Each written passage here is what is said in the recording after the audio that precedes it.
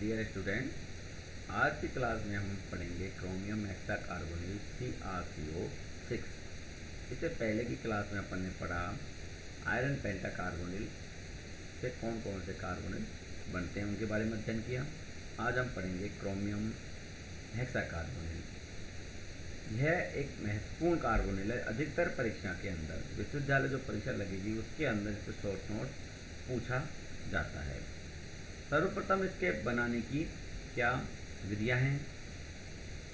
इसको बनाने की विधियों में सबसे पहले है क्रोमियम हेक्सा कार्बोनिल को ग्रिनियार्ड रिजेंट की सहायता से बनाया जा सकता है। जब CrCl3 ग्रिनियार्ड अभिकर्म के साथ अभिक्रिया करवाया जाता है, 12 सहयोग करके मिलकर क्रोमियम हेक्सा कार्बोनिल का निर्माण होता है।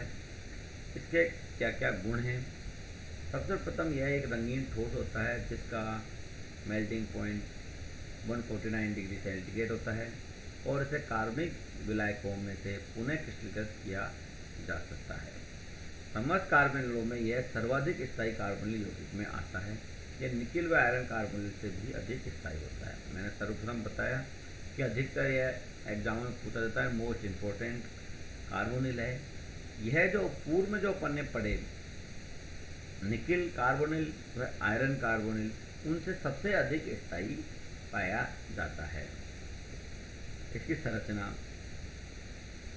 अपन ने पढ़ा कि CO कार्बोनिल के अंदर सभी शून्य ऑक्सीकरण अवस्था में होते हैं। शून्य ऑक्सीकरण अवस्था में यह D2sp3 संकरण द्वारा संकरण द्वारा क्रोमियम परमाणु अष्टफलकीय क्रोमियम हेक्सा कार्बोनिल अणु की संरचना बनाते हैं।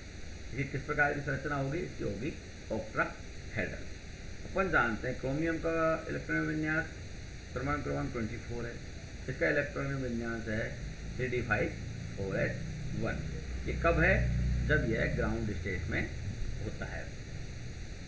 ग्राउंड स्टेट में होने के बाद में अगर जब कार्बोनिल इसके संपर्क में आता है, एक्साइटेड स्टेट में करें तो सब इसे पूर्व क्लास में भी मैंने बताया था कि जो कार्बोनिल समूह है वो स्ट्रॉन्ग लिगेंड है। तो स्ट्रॉन्ग लिगेंड होगा तो क्या करेगा? पेयरिंग कर लेगा। तो CO समूह आपस में पेयरिंग कर लेते हैं। देखा 3d5 4s1 कितने हैं? 6। तो 6 किस में आ जाएंगे? 3d के अंदर ही आ जाएंगे। तो 2 कक्षक तो d के अंदर रिक्त रह गए, 1 s में और 3 p में। तो इनका संकरण क्या हो जाएगा? अगर 6 अपन को CO जोड़ने हैं इसके अंदर 1 2 3 4 5 6 D2sp3 हाइब्रिडाइजेशन। तो इसकी संरचना ऑक्टाहेड्रल स्ट्रक्चर होगी। अब अपन इसमें इसकी संरचना के बारे में अध्ययन करें। अपन इस संकरण के बारे में पता करा, अब इसके अपन संरचना के बारे में देखें। अतः आकृति निम्न द्वारा प्रदर्शित की जा सकती है। तो ये ऑक्टाहेड्रल जो CrCO6 है उसकी जो संरचना है ऑक्टाहेड्रल, जो ये संरचना ऑक्टाहेड्रल प्रदर्शित होती है। क्रोमियम हेक्सा कार्बोनिल की रासायनिक अभिक्रिया दर्शाती है। इसकी जब केमिकल रिएक्शन कराई जाती है, CrCO6 की जब केमिकल रिएक्शन कराई जाती है तो 6 CO समूह में से 3 CO समूह आसानी से प्रतिस्थापित हो जाते हैं। अपन ने देखा कि इसकी जब अपन रिएक्शन करवाएं तो जो पूरे समूह आसानी से प्रतिस्थापित नहीं होते हैं। 3 समूह तो आसानी से प्रतिस्थापित हो रहे हैं और 3 समूह बहुत ही डिफिकल्टी के रूप में प्रतिस्थापित हो रहे हैं, जबकि शेष 3 समूह एकल बंध द्वारा बना सकने वाले लिगेंड से प्रतिस्थापित नहीं होते हैं। अतः अपन मान सकते हैं जो में 2 प्रकार की बॉन्डिंग पाई जाती है। एक तो अगर 3 जो बंध समूह हैं वो अलग टाइप से जुड़े हुए हैं और दूसरे 3 जो CO समूह हैं वो अलग प्रकार से जुड़े हुए हैं। अतः निष्कर्ष निकलता है कि CO के साथ 3 CO समूह एकल बंध के द्वारा जुड़े हुए होते हैं जिससे वे आसानी से प्रतिस्थापित हो जाते हैं, जबकि शेष 3 द्विबंध द्वारा बंधे होते हैं इसलिए प्रतिस्थापित नहीं होते हैं। अतः इसका कहने का मतलब है कि इसके अंदर 3 समूह एकल बंध के द्वारा और 3 समूह द्विबंध के द्वारा जुड़े हुए हैं। जैसे कि संरचना में प्रदर्शित है, ये एकल बंध के द्वारा और ये द्विबंध के द्वारा जुड़े हुए होते हैं। तो ये आसानी से प्रतिस्थापित हो जाते हैं। ये किससे अभी पता चला अपन को? इस तरह की अपन ने ये मान लिया, अपन ने 6 CO समूह जुड़े हैं तो CR से, लेकिन 3 एकल बंध के द्वारा जुड़े हुए हैं, 3 द्विबंध के द्वारा जुड़े हुए हैं, ऐसा से प्रतीत होता है। अब एग्ज़ाम के अंदर किस तरीके के क्वेश्चन पूछे जाते हैं, 2-3 महत्वपूर्ण क्वेश्चन हैं, वो आपको बता देते हैं।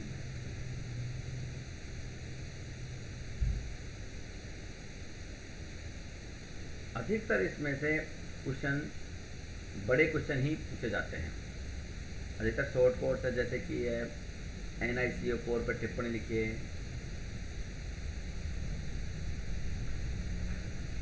कार्बोनिल किसे कहते हैं, कार्बोनिल बनाने की विधियाँ लिखिए, तरह उनकी संरचना के बारे में बताइए। जैसे एक पहला क्वेश्चन है, धातु कार्बोनिल क्या होते हैं, धातु कार्बोनिल किसे कहते हैं, धातु define of the following metal carbonyl, explain the carbonyl term with the example, धातु कार्बोनिल, इस तरह का क्वेश्चन है।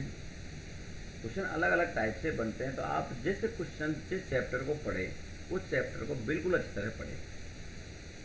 विश्वविद्यालय परीक्षाओं में ये नहीं कहता कि कौन सा चैप्टर पढ़े, लेकिन आप जो भी कोई चैप्टर पढ़े वो पूर्णतः पढ़े, इससे अपन को ये आसानी रहे कि अपन उसमें से कोई भी अगर क्वेश्चन पूछा जाए। अधिकतर क्या करते हैं बच्चे, सीरीज जो गलत है, बिल्कुल ही सीरीज का उपयोग नहीं करना चाहिए।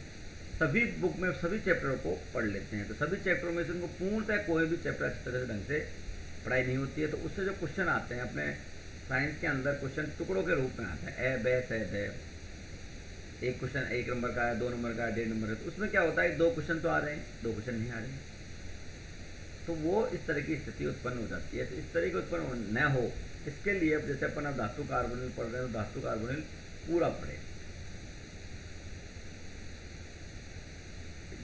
जैसे क्वेश्चन आता है, इसमें एक क्वेश्चन है, give the structure formula of any 3 of the following, इसके अंदर से 3 की संरचनाएं आप लिखिए, FeCO5, NaCO5, Mn2CO2, CO2, CO8। एक क्वेश्चन है FeCO5 की संरचना बंधन की विशेषता बताइए। जैसे MDS के अंदर एक क्वेश्चन आया था, describe the structure and bonding, FeCO5 की संरचना बंधन के बारे में बताइए। इस तरीके के छोटे छोटे क्वेश्चन इस चैप्टर के द्वारा पूछे जाते हैं।